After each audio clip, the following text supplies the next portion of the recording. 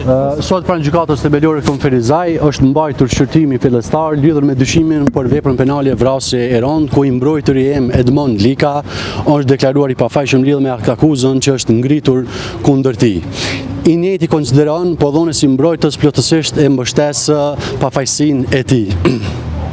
Në emër të akuzuarit dhe në emër të familjes së tij mbështesin çdo veprim që ka për qëllim zbardhjen dhe ndryshimin e këtij rasti, duke marrë përballë se kemi të bëjmë me një rast mjaft serioz ku është marrur jeta tragjike e një zyrtari policor.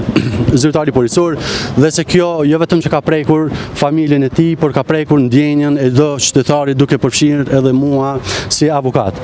Po ne si avokat jemi kundër çdo tendence për të inkriminuar padrejtësisht veprimet e të mbrojturit tem në bashkëkryer apo në vepër penale të cilën i njëjti nuk e ka kryer. Siç e patë edhe ju në aktakuzën e prokurisë, ka vetëm përmbajtje mbi prezencën e të mbrojturit tem në një hapësirë publike, madje në një rrugë e cila është rruga më e frekuentuara në komunën e Kaçanikut. Prezenca e tij në atë hapësirë ka qenë krejtësisht rastësore, madje i njëjti është parë duke lëvizur me makinë për të cilën ka pas të evidentuar një problem teknik, pasi që është dashur ta ndezë të njëjtën në mënyrë mekanike. Kjo evidentohet edhe nga videoingjizimet e marra nga ana e prokurisë, ku shihet tërësisht lëvizja e tij me drita të ndezura dhe pastaj kthimi i tij djathtas dhe largimi drejt shtëpisë së tij.